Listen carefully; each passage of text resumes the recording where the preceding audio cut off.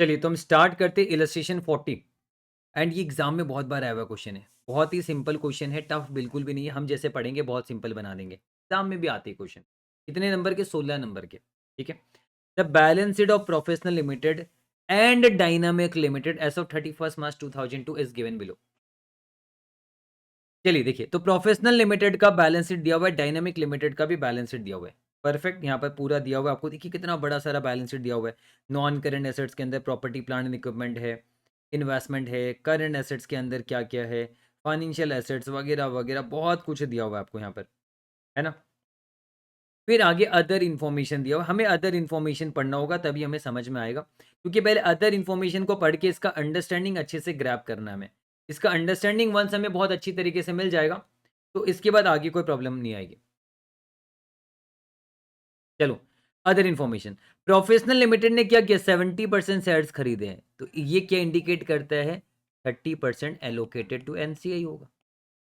30% NCI होगा ना। देखो क्वेश्चन पढ़ते समझ आना, 70% शेयर्स खरीदा है मतलब 30% किसका होगा? एनसीआई का होगा। ऑन 1 अप्रैल 2002, सबसे पहली बात 70% शेयर खरीद खरीद लिया मतलब कंट्रोल आ गया, बिजनेस कॉम्बिनेशन होगा। Bye issuing its own shares in the ratio of 1 share of professional limited for every 2 shares of dynamic limited, the fair value वगैरह दिया हुआ। अब मेरी बात ध्यान से सुनो, हमने क्या किया? इसके 70% शेयर्स खरीदे, तो हमें तो पता चलना पड़ेगा ना कि डायनेमिक के टोटल शेयर्स कितने, वो कहाँ से पता चलेगा? डायनेमिक के टोटल शेयर्स कितने, वो कहाँ से पता चले? ये देखो शेयर कैपिटल। ठीक है। Equity shares of ₹100 each of dynamic limited and ₹10 each of professional limited. बोला जो आपका इक्विटी शेयर्स है ना, ये ₹100 का फेस वैल्यू है डायनेमिक वाले का। देखो ₹100 डायनेमिक वाले का, इसका ₹100 पर शेयर है फेस वैल्यू, और प्रोफेशनल का क्या है? ₹10 पर शेयर है फेस वैल्यू। तो आप मुझे बताओ टोटल इनका क्या इन लैक्स है ये वैल्यू, ये आप यहाँ पर लिखा हुआ है रुपीस लैक्स में, सारे के सारे इन लैक्स है, यहाँ पर लिख देते, सारे के सारे वैल्यूज इन लैक्स हैं हमारे यहाँ पर। तो आप देखो 400 लैक्स के टोटल शेयर कैपिटल है, फेस वैल्यू ₹100 करके, तो मतलब 4 लाख शेयर और ₹100 ईच हुआ, है ना। डायनामिक का क्या हुआ? 4 लाख शेयर्स ऑफ ₹100 ईच हुआ। अब बताओ कि हमने पूरे के पूरे 4 लाख शेयर्स खरीदे? जी नहीं, हमने शेयर्स कितने खरीदे? 4 लाख के 70% शेयर्स ही तो हमने खरीदा है। हमने 2.8 लाख शेयर्स खरीदा है, हमने 2.8 लाख शेयर्स खरीदा है इनका। 4 लाख शेयर्स उनका टोटल है, जिसमें से 2.8 लाख शेयर्स हमने खरीद लिया। अब 2.8 लाख शेयर्स हमने खरीदा, कैसे खरीदा? कैसे खरीदा? बदले में कंसीडरेशन क्या किया? हमने उनके 2 शेयर के बदले, डायनामिक लिमिटेड का 2 शेयर के बदले हमने प्रोफेशनल लिमिटेड अपना 1 शेयर दिया। तो मतलब आप बताओ 2.8 लाख शेयर्स के बदले कितना दिया जाएगा? उनके 2 शेयर के बदले, उनका 2 शेयर हमने खरीदा, उसके बदले हमने अपना 1 सिंगल शेयर दिया। यानी हमने 2.8 लाख शेयर्स का डिवाइड बाय 2 करेंगे, क्योंकि उनके 2 शेयर के बदले हमने अपना 1 शेयर दिया, यानी 1.4 लाख शेयर्स हमने एक्वायर किए, सॉरी 1.4 लाख शेयर्स हमने इशू किए। मतलब आपके 4 लाख शेयर्स टोटल है, मैं सारे नहीं खरीद रहा हूँ, 70% शेयर्स खरीद लो।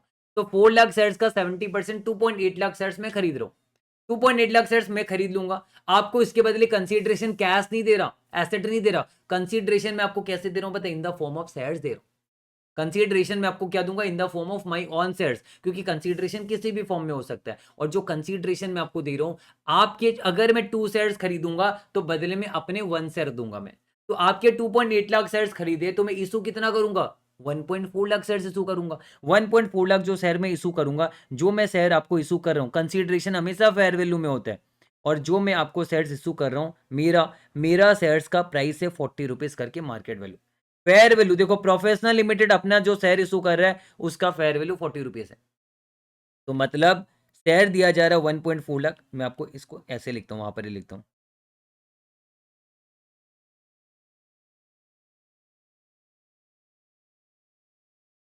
Illustration 40, calculation of purchase consideration सबसे पहले हम करें।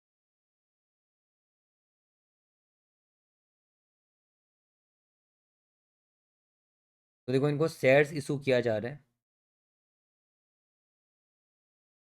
कितना? उनका 4 लाख शेयर्स है, उसका 70% हम एक्वायर कर रहे हैं, ठीक है, और 1/2 दे रहे हैं, यानी 1,40,000 शेयर्स ऑफ रुपीज़।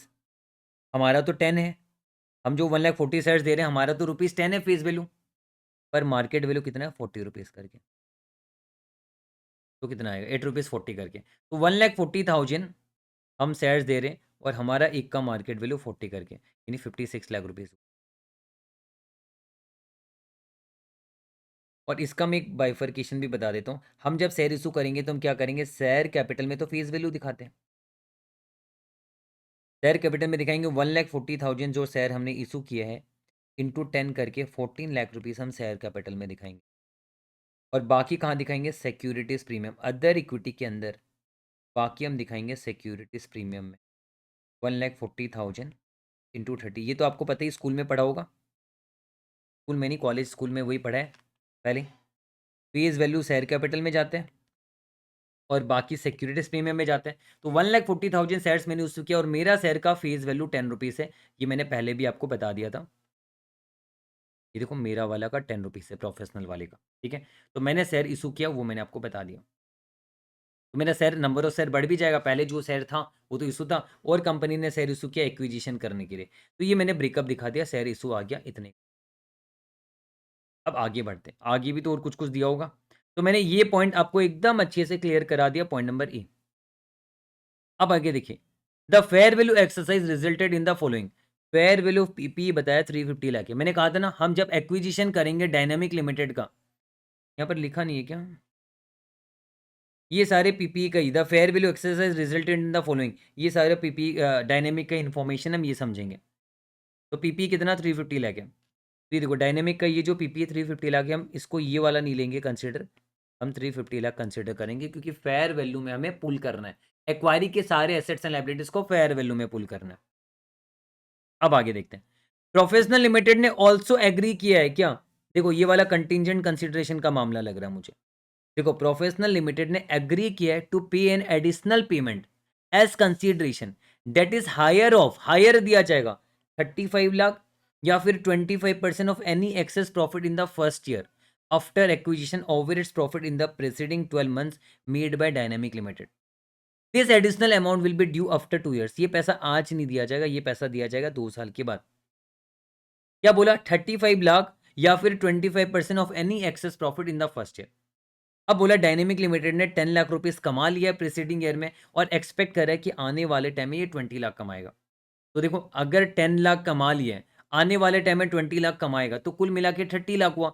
30 लाख का ऐसे भी एक्सेस आप लोगे, जो इन द फर्स्ट ईयर का आपका एक्सेस प्रॉफिट जो होगा उसका 25%। तो फर्स्ट ईयर में मान लीजिए आपने 10 लाख कमाया है, उसके आगे जो 20 लाख कमाओगे उसका 25% कितना होगा? 5 लाख ही होगा। समझ में आया? क्योंकि क्या बोला, या तो 35 लाख हायर दिया जाएगा और या फिर 25% of any excess profit in the first year after acquisition over its profit in the preceding 12 months made bye dynamic limited. This additional amount will be due after 2 years. और डायनेमिक लिमिटेड ने 10 लाख रुपया कमाया preceding year में, तो preceding year में जो कमाया गया उसके ऊपर कितना कमाया जा रहा है? अब देखो, एक्सपेक्ट कर रहा है कि आगे 20 लाख कमाया जाएगा, मतलब उसके ऊपर तो 10 लाख ही कमाया जा रहा है। अब मुझे समझ में आया, ये देखो क्वेश्चन क्या बोल रहे हैं। प्रीसीडिंग ईयर में मान लो हमने 10 लाख कमाया, अब अगले साल हम 10 लाख के ऊपर जितना कमाएंगे, 20 लाख माइनस 10, यानी अगले साल हम एक्स्ट्रा 10 लाख कमाएंगे, उस पर 25% दिया जाएगा, यानी 2.5 लाख दिया जाएगा। या फिर 35 लाख ले लो, विच एवर इज हायर। तो बताओ क्या दिया जाएगा? 35 लाख ही तो लेंगे हम। तो परचेज कंसिडरेशन का हिस्सा क्या होगा? 35 लाख होगा। और ये 35 लाख देखो दिया ही जाएगा, इसमें कोई कंटीजेंसी नहीं, दोनों का हायर है। अब कंटीजेंट कंसिडरेशन बोल दो, पर ये तो मिलेगा आपका, दोनों का हायर ही मिलेगा आपको। दोनों का हायर मतलब 35 लाख श्योर है मिलेगा, पर ये आज नहीं मिलेगा, 2 साल के बाद मिलेगा। तो 2 साल के बाद अगर पैसा दिया जाएगा तो हमारी ऑब्लिगेशन है 2 साल के बाद पैसे देने की, तो हम तो इसको डिस्काउंटिंग करके प्रेजेंट वैल्यू में बुक करेंगे। तो प्रेजेंट वैल्यू में करने के लिए देखो नीचे डिस्काउंट रेट दिया हुआ है 10%, क्योंकि हम आज पैसे नहीं देंगे, मतलब उसमें फाइनेंसिंग कंपोनेंट भी है। यानी जो आपका कंटिजेंट कंसीडरेशन है,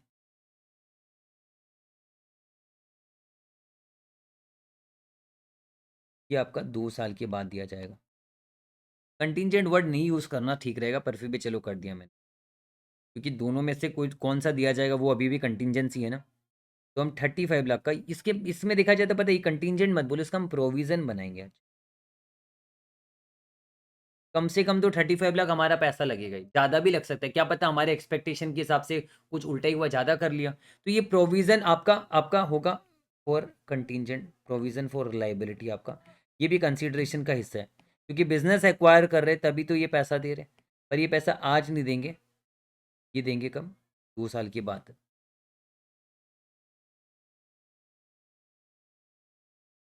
कितना आ रहा है? 28,93,000 क्या सही बोल रहे हो ना?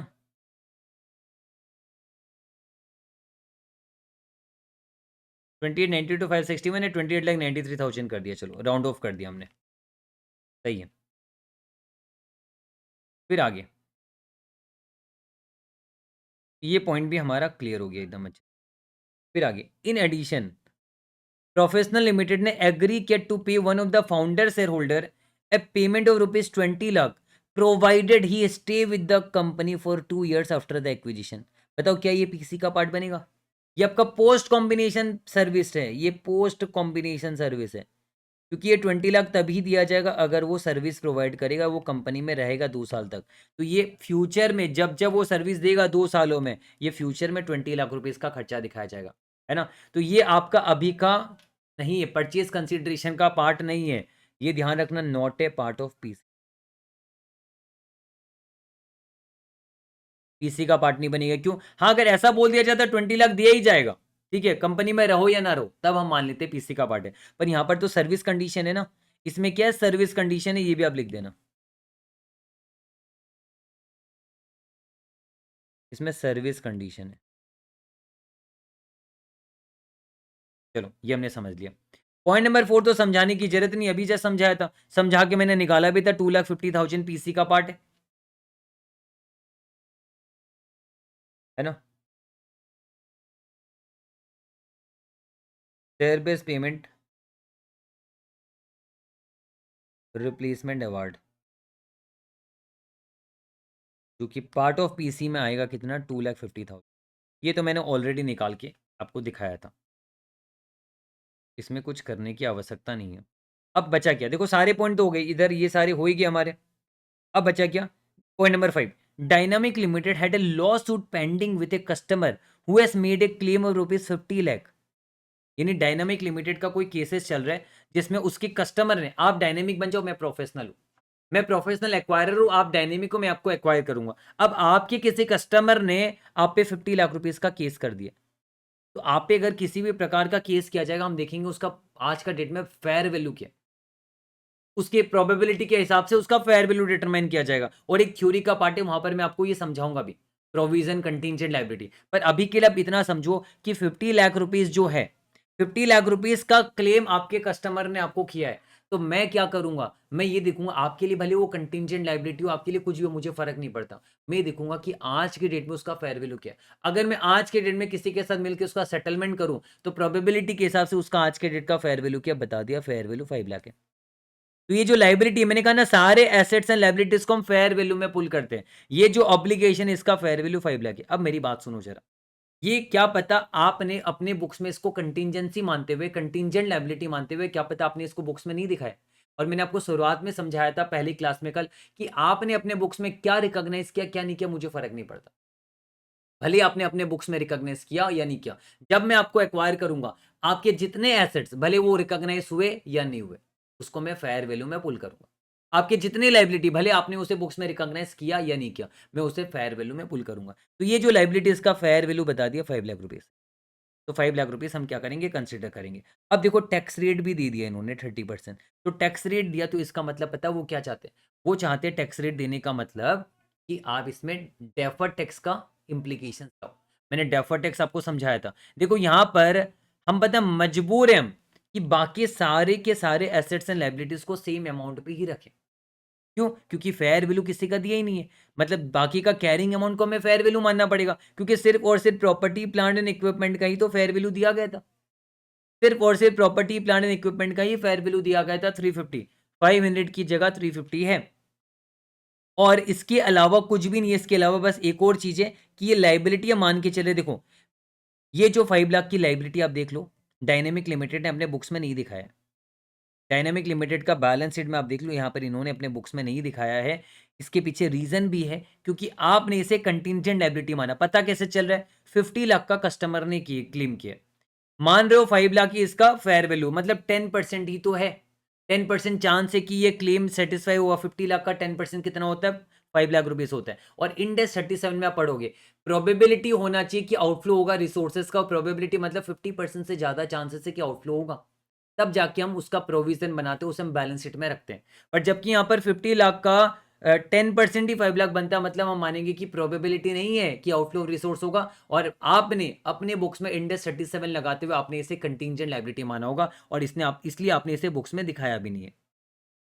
यहाँ पर कहीं पर भी प्रोविजन नहीं दिख रहे, शॉर्ट टर्म प्रोविजन में जाता लायबिलिटी आपका जो है, शॉर्ट टर्म प्रोविजन का जिक्र ही नहीं है, क्योंकि अभी तक तो केस किया, वो केस चलेगा। तो आप इसे प्रोविजन बनाओगे, प्रोविजन क्या बनाओगे? शॉर्ट टर्म 12 महीने के अंदर सेटल मानते हुए शॉर्ट टर्म प्रोविजन बनाओगे, पर ऐसा कुछ है नहीं। तो यहाँ पर पंगा क्या आएगा, मैं आपको समझा रहा हूँ। ये तो हमारा हो गया, ये तो जो है हमारा हो गया। इसके बारे में, पीसी के बारे में बाद में बात करेंगे। अब हम बात करेंगे कैलकुलेशन ऑफ डीटीए डीटीए। मेरी बात सुने आप, आपका डायनामिक के बुक्स की बात करूँ, डायनामिक के लिए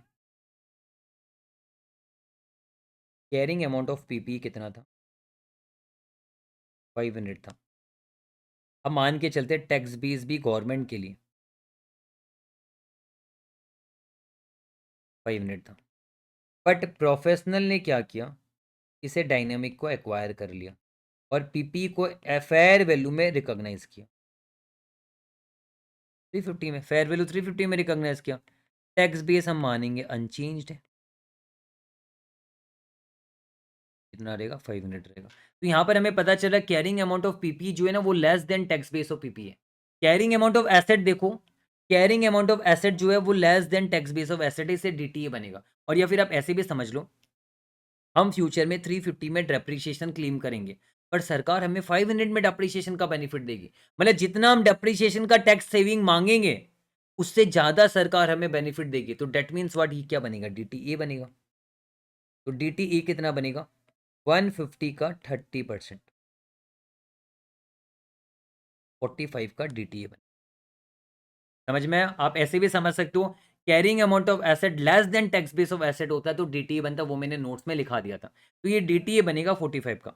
अब इसके अलावा, ये तो पीपीई वाला मैटर हो गया। अब इसके अलावा लाइबिलिटी वाला जो मैटर है, लाइबिलिटी वाले मैटर में क्या हो रहा है देखो, डायनामिक ने, चलो इसको मैं नीचे रख देता हूं,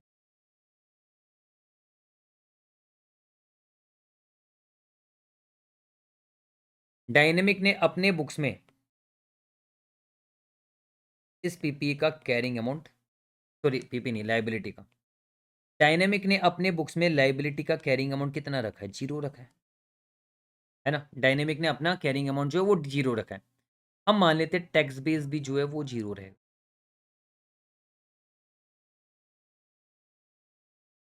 टैक्स बेस भी 0 है दोनों हमारा। लेकिन अभी क्या हुआ, हमने क्या किया, प्रोफेशनल लिमिटेड ने इस लाइबिलिटी को कैरिंग अमाउंट पे रखा, कितने का? प्रोफेशनल लिमिटेड ने अपने बुक्स में इसको रखा है कितने में? 3.5 लाख, सॉरी 5 लाख का, 5 लाख पे प्रोफेशनल लिमिटेड ने रखा। अब बोलो सर टैक्स बेस भी तो रखिए, इसका टैक्स डिडक्शन भी मिलेगा। तो सरकार तो आज आपको देगा ही नहीं, सरकार आज आपको इसका क्लेम नहीं देगा। पता है क्यों? सरकार बोलेगा भाई पहले केस उसे कस्टमर को जीत तो जाने दे, कस्टमर को जब तू चुकाएगा, प्रोविजन बनाने पे कभी आपको डिडक्शन नहीं मिलते, या आप इंडस 12 में ही पढ़ोगे। और आप लॉजिकल सोचो ना, सरकार बोलेगा ऐसे तो चलते फिरते प्रोविजन बनाएगा और मेरे से टैक्स का क्लेम मांगेगा। सरकार प्रोविजन में कभी भी टैक्स का क्लेम नहीं देती जब तक वो कंफर्म नहीं हो जाता। तो स्टिल सरकार की नजर में क्या रहेगा? 0 रहेगा, क्योंकि सरकार बोलेगा अभी तक तो जस्ट ये तूने प्रोविजन बनाया है, कस्टमर को जीत तो जाने दे, कस्टमर जीतेगा तब तुझे क्लेम दूंगा। तो सरकार आज आपको क्लेम नहीं दे रही, पर ऑब्वियस सी बात है फ्यूचर में क्लेम देगी। तो हम क्या मानेंगे कि हमारा लाइबिलिटी, हमारा खर्चा लग सकता है। अगर हमारा खर्चा लगेगा तो सरकार हमें फ्यूचर में क्लेम देगी, आज नहीं दे रही।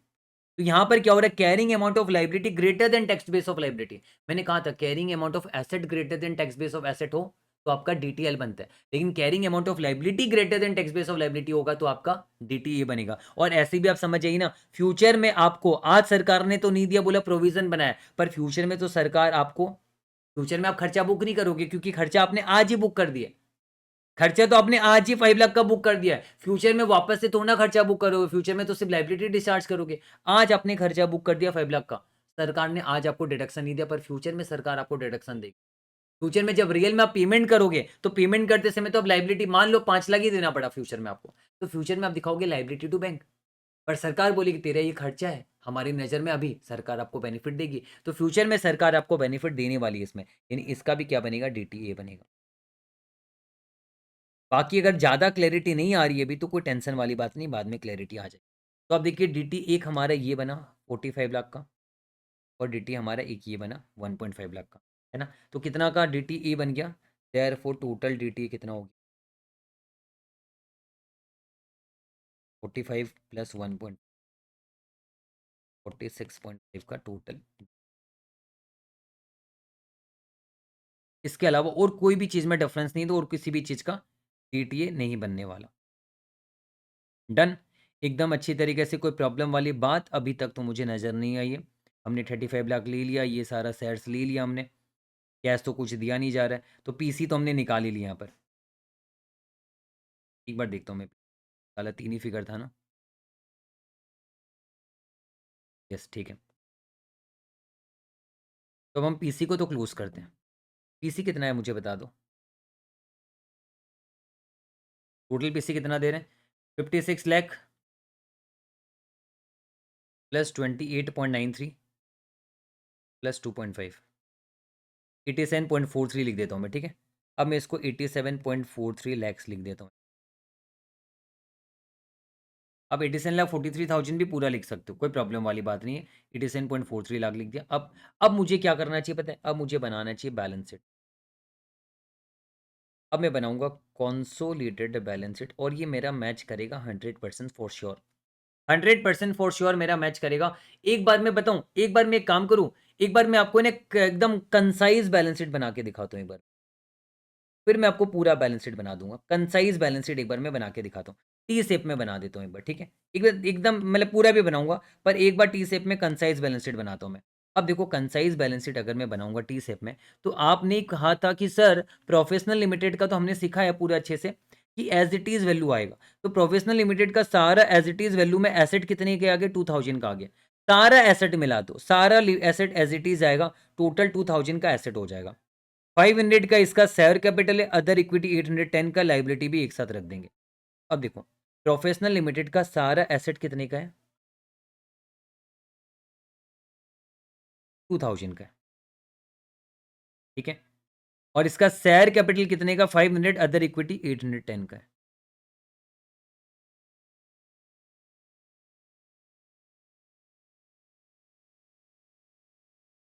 एक बार शॉर्टकट में बना के दिखा रहा हूं मैं आपको, ये सारा हमारा हो गया।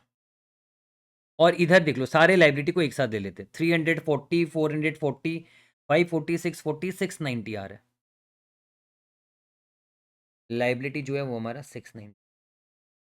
आप देख लीजिए मैच हो रहा है, 1310, 1400, हाँ पूरा मैच हो रहा है, देख लीजिए बैलेंस शीट पूरा मैच हो रहा है। अभी हमारा बैलेंस शीट दोनों साइड ये टोटल कीजिए, टोटल कीजिए, मैच हो रहा है। तो यहां पर ये प्रोफेशनल का तो बैलेंस शीट ये रहा, ये मैच हो रहा है। अब इसमें हम क्या करेंगे, ऐड कर देंगे डायनेमिक का बैलेंस शीट को, डायनेमिक के सारे एसेट को हम ऐड कर देंगे। तो डायनेमिक का सारा एसेट को ऐड करो, ठीक है। डायनेमिक का सारा एसेट ऐड करूंगा तो मैं 5 यूनिट की जगह 350 लूंगा, बाकी सब कुछ सेम है। तो ये 1380 में से मैं 150 माइनस कर दूं, क्योंकि 5 यूनिट की जगह मैंने 350 लिया, तो 1380 में से क्या होगा, 150 माइनस हो जाएगा। कितना है आपका, 1230 आएगा। तो सारे एसेट उसके हम ले रहे कितने के, 1230 के, 1230 के सारे एसेट ले रहे। पर रुक जाओ, साथ साथ में पता है क्या, ये डीटीए भी तो लेंगे, ये भी तो एसेट ले रहे। मैंने बोला ना डायनेमिक का बुक्स में क्या है मुझे मतलब नहीं है, डायनेमिक से जो भी एसेट बन पा रहा है वो सारा लूंगा। तो बुक से तो जितना लेना था ले लिया फेयर वैल्यू के हिसाब से। अब ये जो डीटीए क्रिएट किया ये भी तो लूंगा, और उसके अलावा जो आपका लाइबिलिटी है वो लाइबिलिटी भी लूंगा। डायनेमिक का लाइबिलिटी कितना है देख लो, या डायनेमिक का मुझे शेयर कैपिटल से मतलब है, नहीं है, अदर इक्विटी से मतलब है, नहीं है, मुझे इसके लाइबिलिटीज में इंटरेस्ट है। लाइबिलिटी कितने का हो गया, 270, 305, 455 एंड 755 आ रहा है। अब देख लो ये पांचों को टोटल कर लो, 500, 650, 720, 755 आ रहा है। तो 755 मैंने डाल दिया यहाँ पर, तो लाइबिलिटी में डाल दूंगा 755 का, मैंने डाल दिया लाइबिलिटी। और साथ में एक और लाइबिलिटी डालूंगा 5 वाला।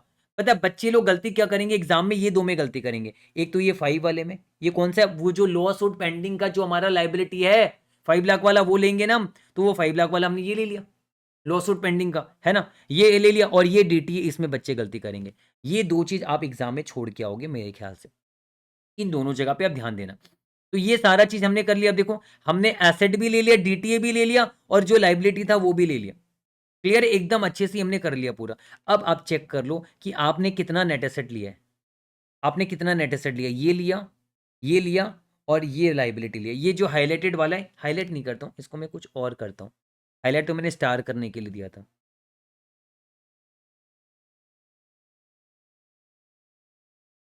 तो मैं लाल कलर कर देता हूँ।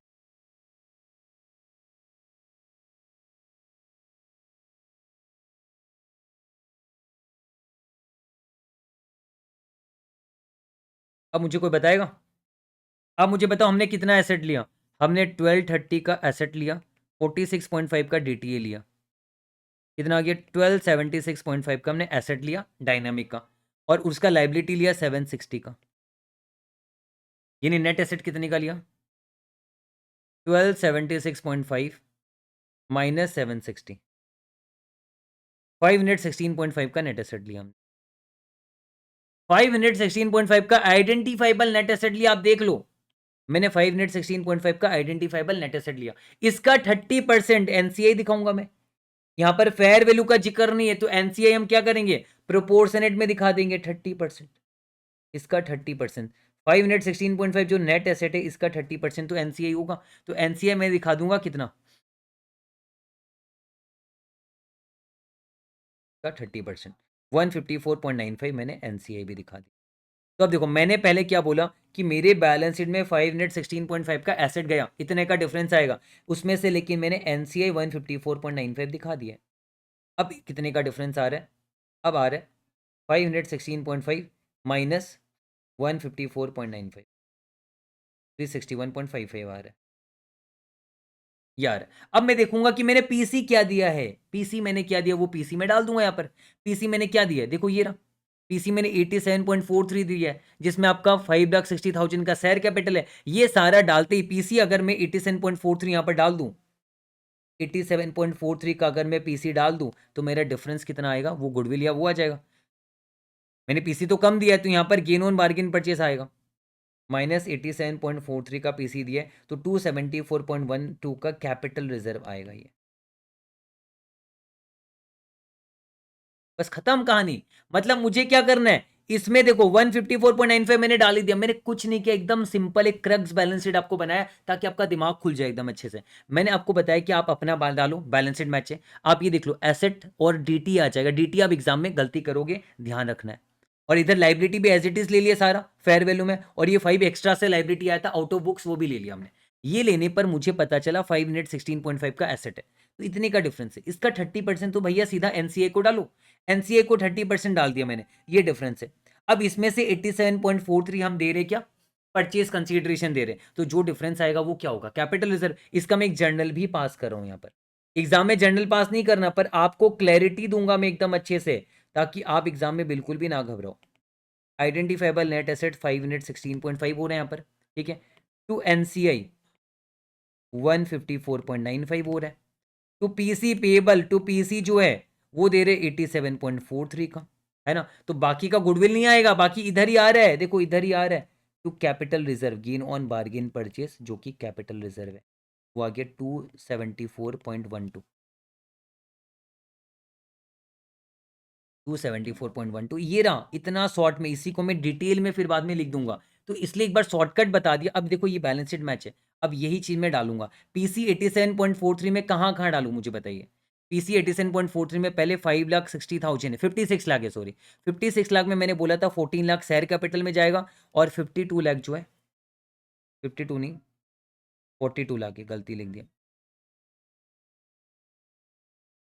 42 लाख जो है वो सिक्योरिटीज प्रीमियम में जाएगा। तो 14 और 42, 14 शेयर कैपिटल में जाएगा, 42 आपका सिक्योरिटीज प्रीमियम यानी अल्टीमेटली अदर इक्विटी में जाएगा। ये मैंने डाल दिया पूरा का पूरा। फिर 28.93 आपका लाइबिलिटी प्रोविजन लाइबिलिटी में जाएगा। तो ये 28.93 यहां पर मैंने ऐड कर दिया, प्रोविजन है, ये प्रोविजन बनाएंगे, ठीक है। ये 28.93 मैंने प्रोविजन में डाल दिया, ये भी डाल दिया मैंने। ये 2,50,000 क्या शेयर बेस्ड पेमेंट रिजर्व, ये अदर इक्विटी के अंदर ही जाएगा एसबीपीआर में। तो ये भी एसबीपीआर अदर इक्विटी के अंदर ही तो जाएगा एसबीपीआर में।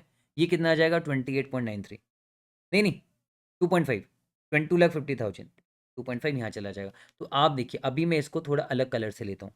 मैंने कहा कि ये 2.5, ये 14, 42 और ये सारे परचेज कंसिडरेशन मैंने डाल दिए। देखो सारे आपकी इक्विटी एंड लाइबिलिटी साइड में जा रहे हैं क्योंकि दे रहे हैं हम। 14, 42, 56 डाल दिया, लाइबिलिटी में भी डाल दिया मैंने। कुछ पीसी दिया इन द फॉर्म ऑफ शेयर्स, कुछ पीसी दिया इन द फॉर्म ऑफ लाइबिलिटी, कुछ पीसी देगा इन द फॉर्म ऑफ शेयर्स, जो एसबीपीआर रहेगा वो भी इक्विटी में चला जाएगा। तो पीसी मैंने दे दिया। अब ये मैंने 87.43 डिस्चार्ज कर दिया। तो ये अगर नुकसान होता है तो गुडविल दिखाते, फायदा है तो कैपिटल रिजर्व 274.12, ये भी कहाँ जाएगा अदर इक्विटी में जाएगा, क्योंकि कैपिटल रिजर्व भी अदर इक्विटी का ही हिस्सा है। कैपिटल रिजर्व भी ये सारे अदर इक्विटी का हिस्सा है। मैं मानता हूं इसका ब्रेकअप होगा। 42 जाएगा सिक्योरिटीज प्रीमियम में, 2.5 आपका जाएगा कहां पर एसबीपीआर में, और 274.12 आपका कहां जाएगा कैपिटल रिजर्व में। मैं मानता हूं, पर है तो सारे अदर इक्विटी के ही हिस्से, सारे अदर इक्विटी के ही हिस्से आपका। एनसीआई अलग से मैंने दिखा दिया। अब मैं बैलेंस शीट को मैच करके कोशिश करता हूं मैच होता है कि नहीं होता। चलिए अब मैच करते हैं। ये आएगा आपका 514, ये आएगा 810,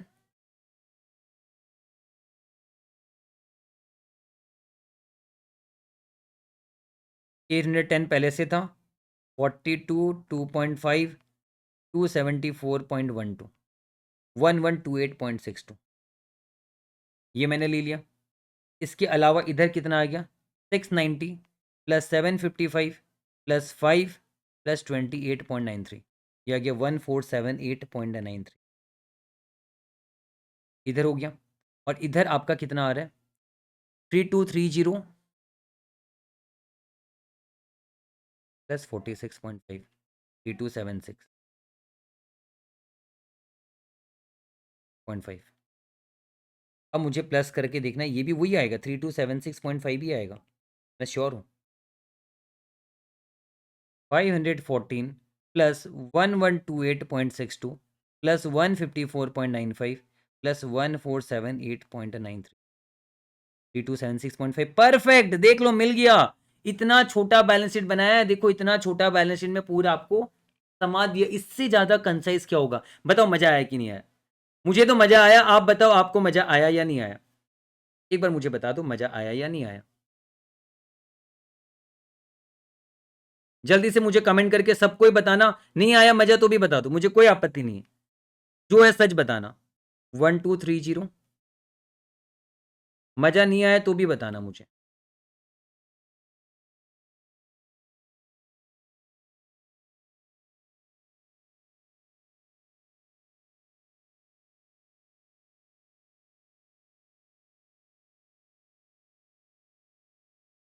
सबको ही कमेंट करके बताना मजा आया या नहीं आया, तब तक मैं ये लिख लेता हूँ। समझ नहीं आया तो फिर आगे हम बैलेंस शीट क्यों बनाए, इसी को समझाऊंगा फिर तो। 274.12 है ना, ये हो गया आइडेंटिफाइबल नेट एसेट, ये हो गया एनसीआई, ये हो गया पीसी, ये हो गया कैपिटल रिजर्व। सब बताना मजा आया कि नहीं आया। एकदम इससे ज़्यादा शॉर्टकट मुझे नहीं लगता आपको कोई पढ़ा पाएगा, मुझे नहीं लगता, मैं नहीं जानता, मुझे नहीं लगता इससे शॉर्टकट आप पढ़ सकते हो कभी। 1230 प्लस 46.5, 1276.5 माइनस 760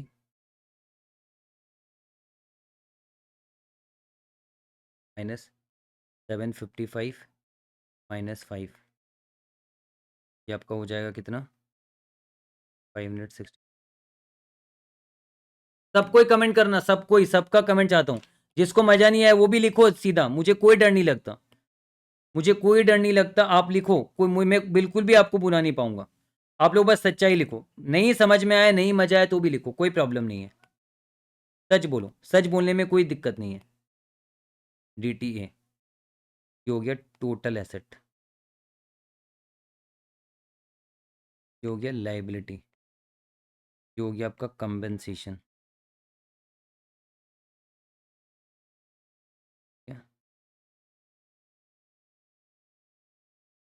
आइडेंटिफाइबल नेट।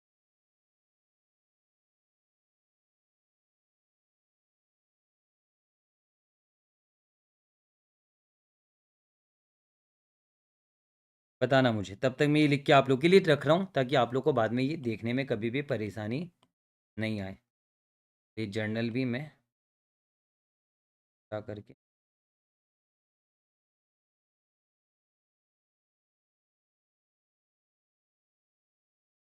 रख दिया मैंने। तो अब देखिए, अब मैं आप लोगों का पढ़ता हूँ। मज़ा आया सर, मज़ा आया, मज़ा आया, मज़ा आया सर, अप्रतिम सर। ये एनसीआई ही तो नहीं समझ आता कि फेयर वैल्यू या प्रॉपर या बाय डिफ़ॉल्ट फेयर वैल्यू बता दूंगा। आई टू हैव सेम क्वेरी, चलो बताओ। बहुत अच्छे से समझ आया, मज़ा आया सर। एक बार फिर से बता दो, बता दूंगा, मज़ा आ गया सर। अरे वन क्वेरी, वो 5 लाख को पीसी के पार्ट में क्यों नहीं लिया? शुभम जी, ये हम पीसी दे रहे हैं क्या? पीसी के पार्ट में वो लेते जो हम देते। क्या लाइबिलिटी हम दे रहे हैं क्या? मैं दे रहा हूँ क्या? वो तो आपकी लाइबिलिटी, आपका लाइबिलिटी है, वो आपका लाइबिलिटी तो मैं ले रहा हूँ। एज्यूम करो मैं देख रहा हूँ। मैं अगर आपको दूंगा, मैंने बोला उधार रहा, मैं तुझे पैसे दूंगा, ठीक है, या फिर मैंने बोला तुझे मैं डिबेंचर दूंगा, या मैंने तुझे कहा कि मैं तुझे कंसीडरेशन दूंगा, तो मेरे लिए लाइबिलिटी है ना, वो पीसी का पार्ट बनेगा। यहां तो कस्टमर ने आप पे केस किया, आपको पैसे देने, जो मैं एज्यूम कर रहा हूं, मतलब आपकी लाइबिलिटी मैं ले रहा हूं अपने सर पे, तो वो पीसी थोड़े ना हुआ। पीसी तो हुआ जहां पर मैं आपको बोलूंगा कि मैं आपको ये दूंगा। मैंने वादा कर दिया 2 साल के बाद इतने पैसे दूंगा, मैंने वादा कर दिया मैं आपको डिबेंचर दूंगा, मैंने वादा कर दिया कि मैं आपको 50 लाख रुपए दूंगा, वो मेरा पीसी बनेगा। यहां पर तो ये जो 5 लाख रुपीज है वो तो कस्टमर ने आप पे केस किया, वो आपकी लाइबिलिटी है जो मेरे सर पे आ रही है। जैसे बाकी सारी लाइबिलिटी आपकी है ना, जैसे बैलेंस शीट में बाकी सारी लाइबिलिटी आपकी है। कौन सी? Long term borrowing, long term provision, financial liability, short term borrowing, ये आपकी लाइबिलिटी जो मैं ले रहा हूं। सेम वैसे आपकी कस्टमर की, मतलब दी हुई आपका जो केस है वो आपका लाइबिलिटी जो मैं ले रहा हूं। तो ये तो मैं ले रहा हूं, दे थोड़े ना रहा हूं मैं, है ना शुभम जी? अब क्लियर हो गया? कंपनी एक्वायर कर रहा हूं तो हाँ, मैंने सारा एसेट ले लिया, मैंने सारा लाइबिलिटी आपका लिया है। अब मैं जो दे रहा हूं वो पीसी का पार्ट बनेगा। मैं जो दे रहा हूं, मैं क्या दे रहा हूं? मैं शेयर्स दे रहा हूं, पीसी का पार्ट बनेगा। मैंने वादा किया 35 लाख 2 साल के बाद दूंगा, वो पीसी का पार्ट बनेगा। मैंने वादा किया कि मैं शेयर्स दूंगा रिप्लेसमेंट अवार्ड में, तो वो पीसी का पार्ट बनेगा। एग्रीड? समझ में? अब किसका डाउट था वो भी डाउट में ले रहा हूं एक बार। ये एनसीआई वाला समझ नहीं आता फेयर वैल्यू, क्योंकि देखो एनसीआई का अगर फेयर वैल्यू क्वेश्चन में नहीं दिया हुआ है, ऑलवेज एज्यूम एनसीआई प्रोपोर्शनेट। अगर क्वेश्चन साइलेंट रहेगा एग्जाम में, ऑलवेज एज्यूम करना NCI at proportionate net asset method. समझ आया? तो ये हमारा एजम्पशन रहेगा। क्वेश्चन अगर साइलेंट रहे एनसीआई के मामले में, तो आप हमेशा एज्यूम करोगे प्रोपोर्शनेट नेट एसेट मेथड। अब बोलो समझ में आ गया? एनसीआई वाला निशान जी आपका क्लियर कर दिया, मणिकांता जी आपका डाउट भी मैंने क्लियर कर दिया, बाकी सबको मजा आया, बाकी सबको अच्छे से समझ में आ गया? गॉट इट, बहुत बढ़िया। चलो अब सबको समझ में आ गया अच्छी तरीके से, तो फिर से मैं एक बार आपको रिवीजन करवा देता हूँ, फिर से एक बार मैं आपको रिवीजन करा देता हूँ, फिर डिटेल में मैं आपको क्वेश्चन बना दूंगा। ये कभी भी आपके काम आएगा अच्छे से। देखो मैंने क्या कहा, मैंने तो पहले ये सारे एसेट उठा लिए, एसेट लाइबिलिटी जो है प्रोफेशनल का उठा लिया, मैच कर गया। फिर मैंने डायनामिक का क्या किया, डायनामिक के ये सारे एसेट मैंने उठाए, है ना, और डायनेमिक का ये लाइबिलिटी उठाया। फिर डायनेमिक का जो डीटीए बना वो भी उठा लिया, डायनेमिक से जो आपका कंपेंसेशन वाला केस वाला लाइबिलिटी बना आउट ऑफ बुक्स वो भी उठा लिया। तो एसेट उठा लिए, लाइबिलिटी उठा लिए, देखो एसेट उठा लिए, लाइबिलिटी उठा लिए, पता चला इतने का डिफरेंस आ रहा है 516.5 का, यानी इन सबको मिला दे तो आइडेंटिफाइबल नेट एसेट है 516.5 का नेट, जिसका 30% हम देंगे एनसीआई को प्रोपोर्शनेट में। मैंने दे दिया। तो ये देने पर, ये देखो इसका 30% एनसीआई को देने पर इतने का डिफरेंस आ रहा है। अब हम देखेंगे पीसी कितना दे रहे। पीसी दे रहे 87.43, तो जो पीसी दे रहे वो हम रिकॉर्ड कर देंगे। हमने बोला 87.43 कैसे दे रहे हैं, 56 का तो शेयर कैपिटल है, जो शेयर कैपिटल सिक्योरिटीज प्रीमियम में जाएगा 56 का, और फिर उसके बाद में 28.93 का प्रोविजन है, 35 लाख देना पड़ सकता है 2 साल के बाद, उसका प्रेजेंट वैल्यू ये आ गया, और इसके अलावा 2.5 लाख ये भी आ गया हमारा। तो पीसी हाईलाइट येलो वाला हो गया पीसी हमारा। अब डिफरेंस जो आएगा वो गुडविल या गेन ऑन बार्गेन परचेस होगा। डिफरेंस आ रहा है 274.12 का, तो ये जो 274.12 का ये डिफरेंस आपका फायदा है, गेन ऑन बार्गेन परचेस है, तो ये गुडविल नहीं होगा, ये कैपिटल रिजर्व में अदर इक्विटी के अंदर चला गया। तो ये जाने पर हमारा बैलेंस शीट जो है हूबहू आराम से पूरा का पूरा मैच कर गया। अब मैं करूंगा क्या, मैं कुछ नहीं करूंगा, इसी को तोड़ दूंगा, सारे एसेट को इंडिविजुअली अलग अलग से दिखाऊंगा, है ना, सारे लाइबिलिटी को इंडिविजुअली अलग अलग से दिखाऊंगा, ब्रेक कर दूंगा। जैसे देखिए इन्होंने अपने क्वेश्चन में जैसे ब्रेक किया है आईसी ने, देखो पीपी को अलग से दिखाया, इन्वेस्टमेंट को अलग से दिखाया, ब्रेक करके दिखाया, है ना, करंट एसेट को अलग से दिखाया ब्रेक करके, ये सारी चीजें अलग से ब्रेक कर करके दिखाया। फिर देखो शेयर कैपिटल अदर इक्विटी, क्या अदर इक्विटी हमारा 1128.62 आया था? ये देखो 1128.62 हमारा अदर इक्विटी आया था। इन लोग तो इतना वर्किंग नोट बना के ये सब बनाते हैं, हम तो बिना वर्किंग नोट बनाए छोटा सा में बना देते थे। वो ये भी करेक्ट, ये हमारा आया परफेक्ट। एनसीए 154.95 आया परफेक्ट। ये रहा प्रोविजन 28.93, बाकी सारा हमने जोड़ दिया था, ठीक है। ये देखो provision for law suit damages का प्रोविजन ये रहा 5, ये सारा आ गया हमारा। बाकी सारा कुछ ब्रेक किया हुआ है ना, बाकी सारा कुछ ब्रेक करके बस बैलेंस शीट बनाना है हूबहू, क्या टेंशन है। तो अब क्या आप तैयार हो बैलेंस शीट बनाने के लिए? मतलब ये आपको कभी भी रिवाइज करने में मदद करेगा, आप ऐसे ही करना, आपका क्लैरिटी आ जाएगा एकदम। तो चलो मुझे तो मजा आ गया, आई होप आपको भी मजा आ गया होगा। अब हम बनाते हैं बैलेंस शीट, अब तो आराम से हो जाएगा, अब तो टेंशन नहीं, अब ज्यादा आपको पढ़ाना भी नहीं पड़ेगा, इतना शॉर्टकट में पढ़ा दिया ना, पढ़ाने की जरूरत नहीं पड़ेगी। तो बैलेंस शीट जो बनता है ना, वो मैं आपको बता दूं, डिवीजन 2 ऑफ शेड्यूल 3 के हिसाब से बनता है। बाकी आगे हम थोड़ा सा शेड्यूल 3 के बारे में डिस्कस कर लेंगे। अभी मैं आपको एक पैटर्न है, वो पैटर्न मैं आपको समझाऊंगा, उसको थोड़ा बहुत तो याद करना पड़ेगा शेड्यूल 3 के हिसाब से। कुछ कुछ नॉन करंट एसेट में जाते हैं, कुछ कुछ करंट एसेट में जाते हैं। देखो नॉन करंट एसेट के अंदर क्या आइटम है वो दिखाते हैं। नॉन करंट एसेट के अंदर तो सबसे पहले आ गया पीपी। इंटेंजिबल एसेट्स भी अगर होता तो वो भी इसमें आता, जबकि यहाँ पर नहीं है। इन्वेस्टमेंट प्रॉपर्टी हो गया, इंटेंजिबल एसेट्स हो गया, वो सारे नॉन करंट एसेट्स होती है, करंट एसेट्स नहीं है। तो पीपीएम कितना दिखा देंगे? पहले एक बार मैं ब्रैकेट में अपना रखता हूँ, क्वेश्चन चाहिए मुझे, ये रहा। तो मैं 300 रखता हूँ अपना वाला, ठीक है। एग्जाम में ऐसे ही बनाना, इसलिए मैं वैसे ही बना रहा हूँ ताकि अब एग्जाम में बनाओगे। फिर इन्वेस्टमेंट है, इन्वेस्टमेंट में बता दूँ क्या होता है, फाइनेंशियल एसेट होता है। धीरे धीरे जब आप पूरी क्लास कंप्लीट करोगे तो आपको पता चल जाएगा इन्वेस्टमेंट फाइनेंशियल एसेट होता है। इन्वेस्टमेंट फाइनेंशियल एसेट के अंदर आएगा, हालांकि इन्होंने नहीं दिखाया, पर इनको ऐसे दिखाना चाहिए था, इन्वेस्टमेंट को फाइनेंशियल एसेट के अंदर दिखाना चाहिए। कितना है? 400। ये देखो इन्वेस्टमेंट जो है ना, ये फाइनेंशियल एसेट के हेड के अंदर आएगा 400 का, ये मैंने दिखा दिया। चलो इसके बाद अब क्या होगा आगे, अब आगे आ जाएगा करंट एसेट। अब नॉन करंट अगर कुछ नहीं तो सीधा हम करंट एसेट पे आ जाएंगे। करंट एसेट के अंदर क्या हो गया? करंट एसेट में देखो इन्वेंट्री है, इन्वेंट्री फाइनेंशियल एसेट नहीं है, पर फाइनेंशियल एसेट के अंदर ट्रेड रिसीवेबल सही है, कैश एंड कैश इक्विवेलेंट सही है, और अदर फाइनेंशियल एसेट, ये other none other current asset में डाल देंगे हम इसको। चलो ठीक है, तो इन्वेंट्री दिखा दिया, इन्वेंट्री दिखा दिया हमने इधर। करंट एसेट में क्या आएगा? इन्वेंट्री आएगा। फिर फाइनेंशियल एसेट के अंदर ट्रेड रिसीवेबल्स आएगा, बैंक भी है क्या वो भी देख लेते हैं। Trade receivables, cash and cash equivalent,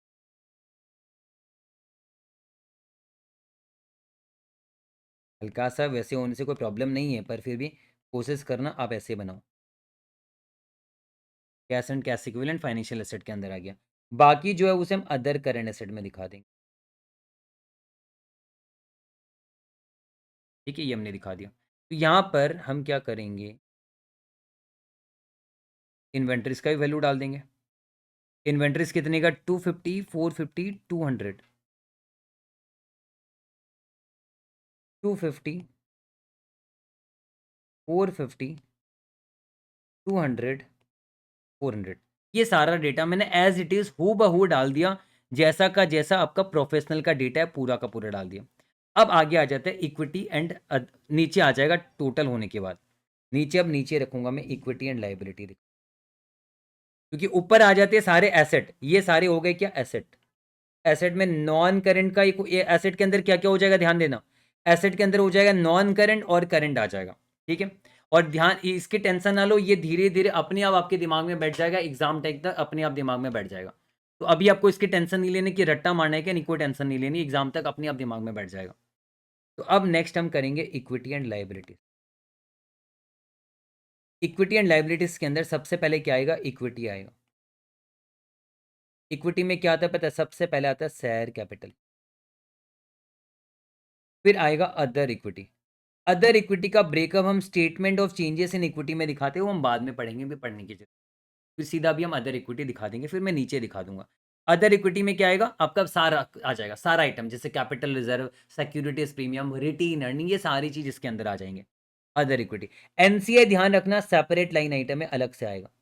non controlling interest भी हमारा होगा ना इस बार, तो ये भी अलग से मैं लिख ही देता हूँ, ये सेपरेट लाइन आइटम है, ये अलग से आएगा। अदर इक्विटी क्या, ये इक्विटी है पर ये अदर इक्विटी में नहीं, अलग से दिखाएंगे हम, और एक सिंगल फिगर दिखाएंगे हम।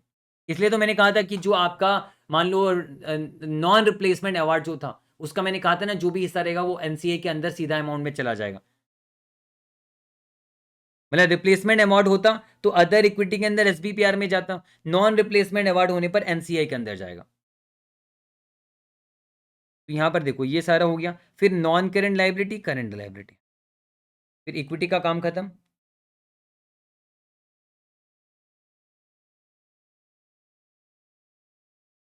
नॉन करंट लाइबिलिटी, फिर आ जाएगा क्या, करंट। नॉन करंट लाइबिलिटी में क्या है देख लो, फाइनेंशियल लाइबिलिटी के अंदर ही है long term borrowings, long term provision, defer tax आपका फाइनेंशियल लाइबिलिटी के अंदर नहीं होते। तो नॉन करंट लाइबिलिटी में फाइनेंशियल लाइबिलिटी के अंदर क्या आएगा,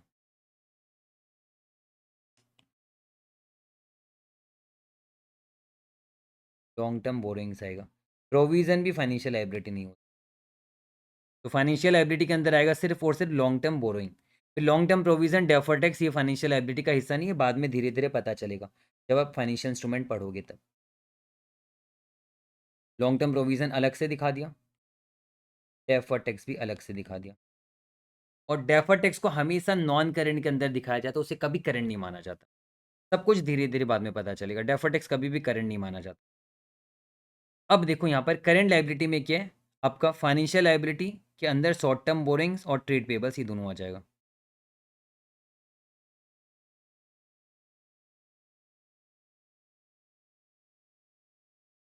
शॉर्ट टर्म बोरिंग्स भी फाइनेंशियल लाइबिलिटी है, जहाँ लेना देना होता है ना वो फाइनेंशियल लाइबिलिटी होते हैं। पर प्रोविजन लेना देना नहीं, प्रोविजन एक एस्टीमेट है, एस्टीमेट कभी फाइनेंशियल लाइबिलिटी नहीं होगा। शॉर्ट टर्म बोरिंग्स और आपका क्या आ गया यहाँ पर, क्या था एक और, ट्रेड पेबल्स, और एक आपका शॉर्ट टर्म प्रोविजन आएगा वो अलग से आ जाए, तो फाइनेंशियल लाइबिलिटी का हिस्सा नहीं है। ये आप टेंशन ना लो, इसके बारे में भी नहीं सोचना आपको, ये शेड्यूल 3 के बारे में नहीं सोचना, अभी मैं बस बना के दे रहा हूँ, ये धीरे धीरे आगे हम डिस्कस कर लेंगे। अभी इसके बारे में मत सोचो, अभी सोचो आप ये सारा क्वेश्चन के बारे में। मेन अभी मैं आपको इंडेक्स 103 सिखा रहा हूँ, मैं आपको शेड्यूल 3 नहीं सिखा रहा अभी, तो उसके बारे में सोचो मत अभी। 500, 810, ये आएगा 500, 810, ये आएगा 250, 450,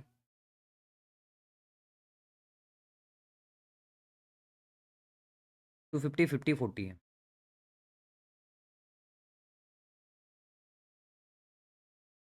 बनाने में लेबर वर्क है, अदरवाइज तो क्वेश्चन तो मैंने खत्म ही करा दिया। 250, 40, 50, 40 है, ये कर दिया हमने। फिर इधर आ गया 100 और 250, तो देखिए आपका 100 और 250 आ गया।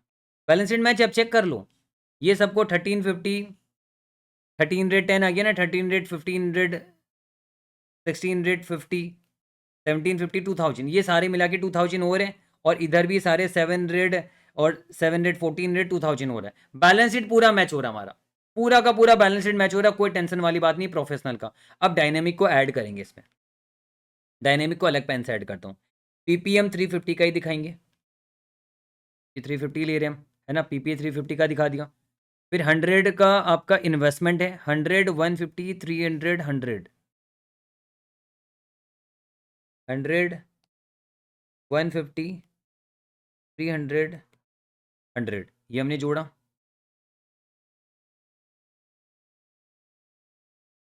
और 230 भी आ गया हमारा। ये बुक्स वाला पहले डाल दिया, फिर डीटीए भी डालेंगे। डीटीए में बता दूं एक रहेगा आपका, डीटीए भी एसेट ही रहेगा। तो डीटीए एसेट कितना का बनाया था, 46.5 था ना, ये भी आएगा हमारा। डीटीए भी तो आएगा हमारा, 46.5 का बनाया था, हाँ। तो डीटी ये वाला एक, मैं एक बार इसको हाईलाइट करके छोड़, इसके बारे में मैं अब डिस्कस करूंगा, ये भी नेट में दिखाना होता है, डिस्कस करूंगा। तो एसेट मैंने सारा डाल दिया, मैं लिख लूंगा एग्जाम में। आप डीटीए लिखने में गड़बड़ करोगे, और जो लाइबिलिटी फॉर कंपेंसेशन था ना 5 लाख रुपीज का, है ना, जो लॉस और डैमेजेस का जो लाइबिलिटी का प्रोविजन था, ये दोनों आप मिस्टेक करोगे एग्जाम में। आप लिख लो कहीं पर, मैं गारंटी के साथ बोल रहा हूँ, ये आप गलती करोगे एग्जाम में। अब देखो, इनके इक्विटी और लाइबिलिटी से मुझे कोई मतलब नहीं, इनके इक्विटी से मुझे कोई मतलब नहीं है, इनका लाइबिलिटी मुझे लेना है। 270/35,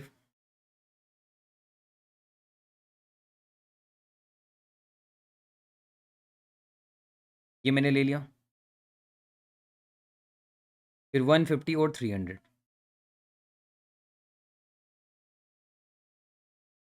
ये भी लिया। अब यहाँ पर ये वाला मिस्टेक करोगे, ये शॉर्ट टर्म प्रोविजन में भी 5 लेना है, या भूलना मत। मतलब मैंने कहा ना, आप यहाँ पर मिस्टेक करोगे ये 5 लेने में, और ये वाले पे मिस्टेक करोगे डेफर टैक्स में। अब मैं आपको एक बात बता दूं, डेफर टैक्स हम हमेशा नेट पे दिखाते हैं, मतलब defer tax asset, defer tax liability, ये आपको पता है ये क्या है, ये डेफर टैक्स एसेट है, ठीक है।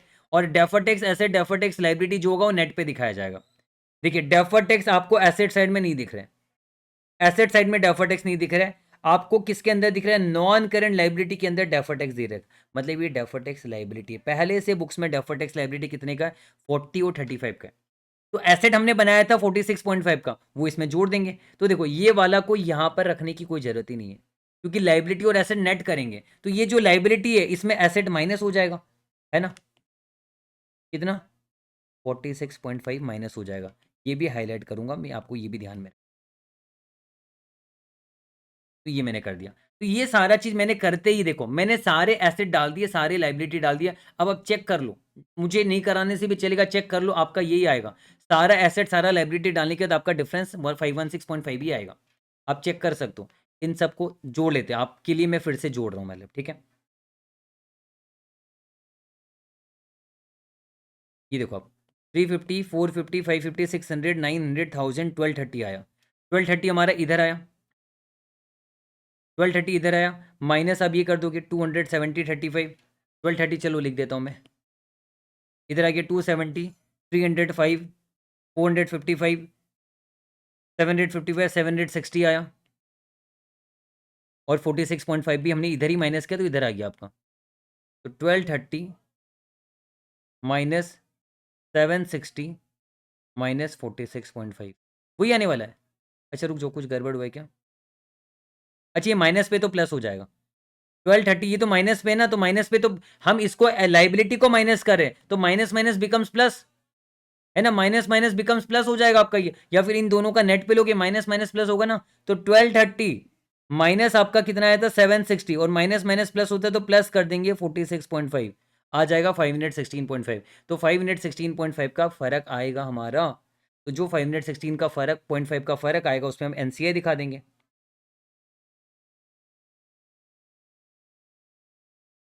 है ना। ये दिखा दिया हमने। कितना आया था 516.5 का, ये 154.95 आया था। इतना दिखाने के बाद देखो अब क्या हुआ, 516.5 का डिफरेंस आ रहा, हमने इतना एनसीए दिखा दिया, अब इतना का फर्क आएगा। अब पीसी एलोकेट कर देंगे 87.43।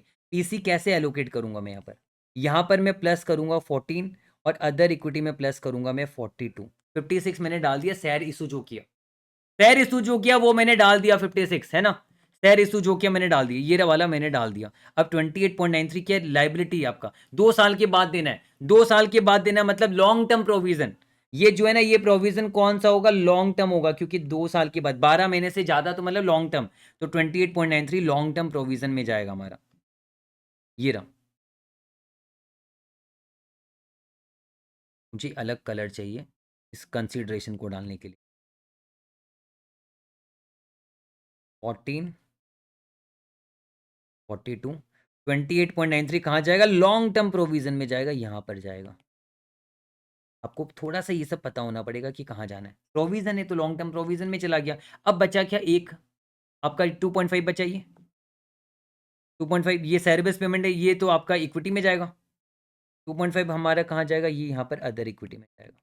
तो मैंने डाल दिया, मैंने सारा डाल दिया, पीसी सारा डाल दूंगा तो बचेगा क्या, पीसी सारा डाल दूंगा तो बचेगा आपका डिफरेंस 274.12, ये आपका क्या होगा, कैपिटल रिजर्व, ये भी अदर इक्विटी में जाएगा। खत्म कहानी, डाल दिया मैंने सारा चीज। अब मैं बंद करता हूँ, ये आ गया 514, ये आप चेक कर लेना, पहले भी निकाला हुआ ही है, 1128.62 ही होगा ये।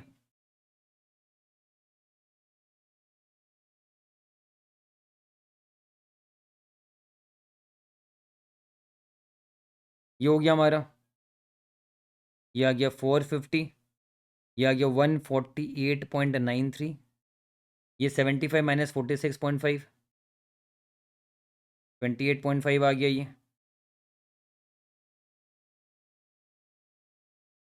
टू 50 हो गया, 550 हो गया, ये 5 हो गया, है ना, हो गया इधर वाला, इधर भी बंद करते हैं, 650, 500, 400, 750, 300, 630 का टोटल भी कर लेते हैं, 650, 1150, 11, 15, 50, 16, 23, 26, 32, 30, और इधर आपका कितना आ रहा है, 550, 550, 600, 800, 805, 805, 1255 प्लस करना पड़ेगा बाकी,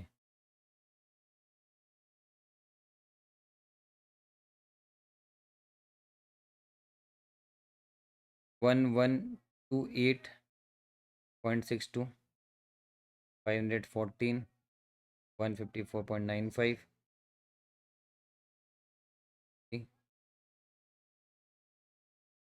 8.3230 इधर भी आ गया, हो गया, खत्म कहानी। एक ही पेज में रखने के लिए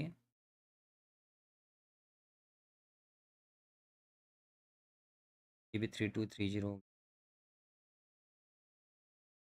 बोलो समझ में आया कि नहीं आया, खत्म। तो कुछ नहीं था, क्वेश्चन पूरा कौनसो बैलेंस शीट बना दिया मैंने, 3230 दोनों सेट, बैलेंस शीट क्या मैच करा, आपको लगा कैलकुलेटर लगा के मैच होगा, ये तो हमें पता ही था मैच होगा, ये तो मैं पता था। इवन क्या हुआ, वर्किंग नोट बनाना नहीं पड़ा। आप बोलोगे सर एग्जाम में नहीं बनाना, बनाना है, बट बैलेंस शीट बन जाएगा, वर्किंग नोट अपने आप बना लेना, वो तो अब एक बार चेक कर लेना। वर्किंग नोट का एक वर्किंग नोट तो हमारा बन ही चुका है, दैट इज व्हाट, आपका कैलकुलेशन ऑफ पीसी, ये आपका पार्ट ऑफ सॉल्यूशन होगा, पार्ट ऑफ एग्जाम सॉल्यूशन, ठीक है। ये बैलेंस शीट जो है, ये छोटा वाला मत बना देना एग्जाम में, फिर बोला सर आपने ही तो कहा था ऐसा बना दो, अरे मार्क्स नहीं देगा वो, ठीक है। होशियार नहीं है ना वो लोग, उन लोग इससे नहीं समझ पाएंगे आपकी गहराई, तो आपको ये बनाना पड़ेगा तभी मार्क्स मिलेगा, ठीक है। पार्ट ऑफ एग्जाम सॉल्यूशन, इससे ज़्यादा आसान करना मुश्किल है, इससे ज़्यादा सिंप्लीफाई करना मुझे नहीं लगता पॉसिबल है। ये पहाड़ जैसा क्वेश्चन, हमने पहाड़ नहीं, हमने इसे आसान बना दिया। डीटीए डीटीएल का कैलकुलेशन जो हमने किया, इसको पार्ट ऑफ द सॉल्यूशन रख सकते हो आप, ठीक है। और ये जो हमने किया, अब दिखाऊंगा मैं आपको आईसीए का, अब दिखाऊंगा मैं आपको आईसीए का। बैलेंस शीट मिलने की अलग ही खुशी होती है, हाँ, लेकिन बैलेंस शीट मिलना चाहिए हमारे मामले में। पीडीएफ शेयर कर देना भैया क्लास नोट्स का, इमीडिएटली शेयर कर दूंगा मैं। अभी मैं आपको दिखाता हूँ, एक बार आईसीए का सोल्यूशन में आ जाता है, क्योंकि बहुत सारे बच्चे बोलते हैं कि सर आईसीए के हिसाब से करना है हमें, तो अगर आपको आईसीए के हिसाब से करना है तो देखिए बैलेंस शीट तो आपको मैंने बनाना सिखाई दिया, कैसे बनाओगे, बैलेंस शीट बनाना सिखा दिया। नोट्स आप पढ़ लीजिएगा अगर आपको पढ़ना है, अगर इसमें से कुछ डालना है, जैसे हम बोलते हैं ना फेयर वैल्यू में डालते पीपी विल बी रिकॉर्डेड 350 में ये लिखा है, फिर रिप्लेसमेंट अवार्ड का जो एलोकेटेड होगा उसमें पार्ट ऑफ पीसी क्या होगा, एम्प्लॉय बेनिफिट में क्या आएगा, वो एम्प्लॉय कंपनसेशन उसका ब्रेकअप दिखा दिया। अब इसका जो आपका कंटिजेंट कंसिडरेशन था 35 लाख, इसके बारे में इन्होंने लिखा है, आपको लिखना है मैंने तो लिखना। फिर एडिशनल कंसिडरेशन 20 लाख आपका जो है पोस्ट कॉम्बिनेशन एक्सपेंस है, ये आप लिखना चाहो तो आपका कॉल है, आपके ऊपर है, आपको टाइम उतना मिलता नहीं हालांकि, पर फिर भी मैंने आप पे छोड़ दिया। पीसी का कैलकुलेशन मैंने आपको दिखाया हुआ, आपको पता है कैसे करना है। फिर एलोकेशन और परचेज प्राइस बताओ, इतना लिखोगे समय मिलेगा, पॉसिबल ही नहीं है। ये देखो इन्होंने ये लिख निकाल के इसका डीटीए ऐसे निकाला इन्होंने, तो ये मुझे नहीं लगता समय मिलेगा आपको इतना करने पर। आप नॉर्मल निकाल सकते हो कैलकुलेशन ऑफ गुडविल, आप या फिर पीसी आप अलग से निकाल सकते हो। उसमें आप क्या करोगे, अलग से एक और वर्किंग अगर आप दिखाना चाहो तो आप ऐसे कर सकते हो, कैलकुलेशन ऑफ गुडविल या फिर गेन ऑन बार्गेन परचेस, ये हमेशा निकालना, एक वर्किंग हमेशा दिखाना है। इसमें आप ये दिखा देना, total identifiable asset plus total liability, ये दिखाओगे तो आपका आएगा क्या पता है, आइडेंटिफाइबल नेट एसेट आ जाएगा 516.5। इसमें से आप लेस करोगे NCI 30% जो है 154.95, ठीक है। तो जो आपका आएगा यहाँ पर, या फिर हाँ ये आएगा आपका यहाँ पर, और कितना आएगा,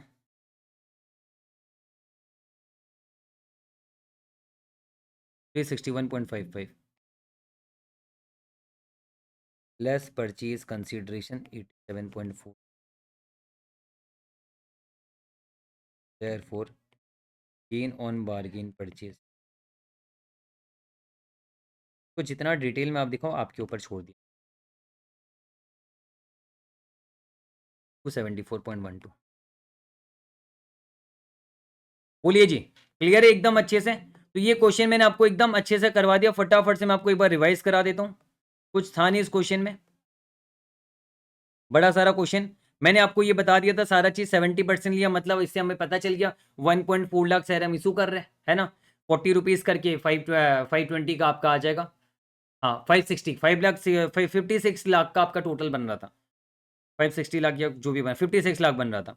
फिर आपका इसके अलावा कंटीजेंट कंसीडरेशन 35 लाख का प्रेजेंट वैल्यू ले लिया, ये स्टे विद द कंपनी, ये आएगा नहीं, इसमें 2.5 लाख आएगा, पेंडिंग कस्टमर का 5 लाख आएगा। फिर बैलेंस शीट कैसे बनाया, मैंने बोला अपना बैलेंस शीट बना लो, प्रोफेशनल का पूरा बना के डिट्टो बना दिया, डायनामिक का सारा एसेट डाल दिया, सारा लाइबिलिटी डाल दिया। दो चीज ध्यान में रखना, एग्जाम के लिए कहीं लिख लो, दो चीज, एक तो DTA, ठीक है, और दूसरा प्रोविजन फॉर सूट डैमेजेस। तो ठीक है, मैं लिख देता हूं, what you forget in exam,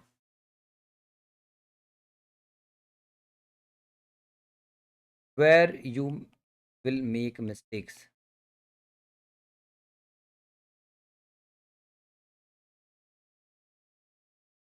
कहाँ आप गलती करोगे, पहला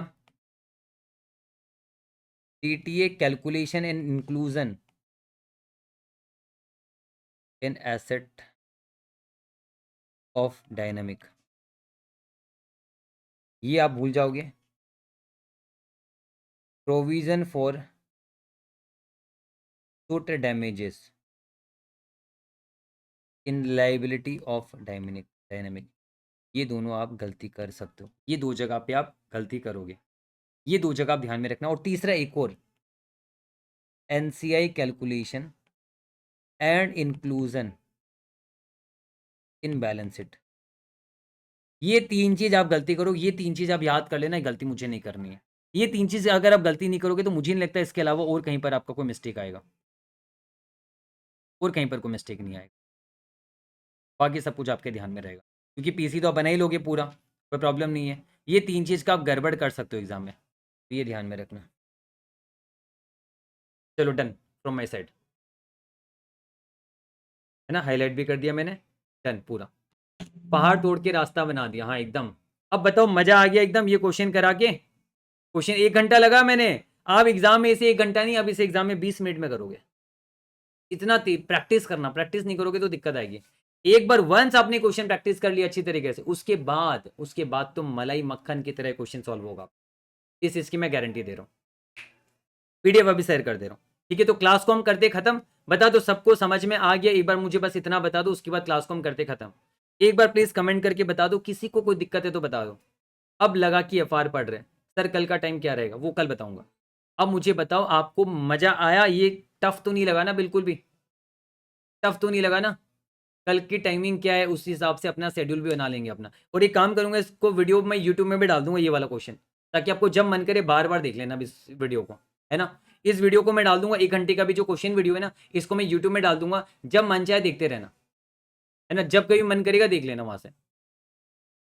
प्रैक्टिस करना होगा, और एक बार इस वीडियो को फिर से देख लोगे ना तो और क्लैरिटी आ जाएगी। कम से कम ये वीडियो को मैं तो कहता हूँ 2 से 3 बार देखना ही पड़ेगा आपको। आगे आप 1x में मत देखना, आगे 2x की स्पीड में देखना। तो आगे आप आधा घंटा में देख के खत्म करोगे, तो 2 बार इस वीडियो को आधे आधे घंटे में देखोगे, बात खत्म। आ गया सर, बट कल क्लास में स्टार्टिंग में रिवाइज करा देना। हाँ, करा दूंगा। Everything clear sir, easy sir. हाँ sir, thank you. Yes yes yes sir, सबका परफेक्ट है। चलो जी, तो आई थिंक ये तो क्वेश्चन हमने पूरा इजी बना दिया। और एक बात बता दूं आपको, मैं बड़ा सारा क्वेश्चन बनाया ना, आपको पता है हमेशा जब आप रिवाइज करोगे ना तो ये खुद छोटे क्वेश्चन को देख के रिवाइज करना। कहाँ गया वो छोटा वाला, ये वाला, इसको देख के रिवाइज करना हमेशा। ये छोटा मैंने क्यों बनाया, क्रक्स बनाया ना, ये छोटा आपको मदद करेगा हमेशा। ये छोटा के इस छोटा से तो बड़ा बनाया, ये छोटा सा जो बैलेंस शीट है ना आपके काफी काम आएगा। ठीक है, तो इसको आप ध्यान में रखना, तो आपको कभी प्रॉब्लम ही नहीं आएगी। पहले आप ऐसा बैलेंस शीट ही बनाना, अपने आप आपको क्लैरिटी आ जाएगी, फिर वो बड़ा बनाने में कोई दिक्कत ही नहीं आएगी। पहले छोटा बनाना, डन, एकदम अच्छे से बनाना। अगर टाइम मिले ना तो एग्जाम में भी अगर ये छोटा बना देख लो, आप घर पे एक बार प्रैक्टिस करके देख लेना, ये छोटा भी इंक्लूड करके फिर बड़ा बनाते ना तो और जल्दी बन जाएगा शायद मेरे। अब दशरथ मांझी निकले, आज पहाड़ तोड़ दिया। हाँ, पहाड़ तो रोज तोड़ेंगे हम, टेंशन ही ना लो आप। चलो, तो आज की क्लास हम समाप्त करते हैं, ठीक है।